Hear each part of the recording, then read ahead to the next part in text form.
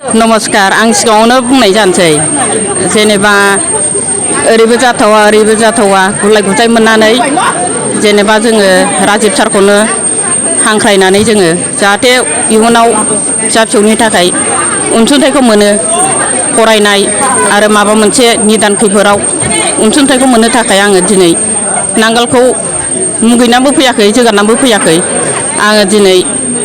उल्थां फाल्थां गोनो गोथो रावबो बुथुमग्रा गैया दैदेनग्रा गैया हिसाबै फैनाय जाबाय आरो आङो सारजोंनो आं थांनो होननानै बिजेपिआव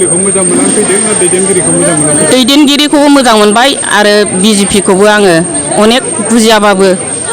हमनो हाबाय आरो दा आङो बेनि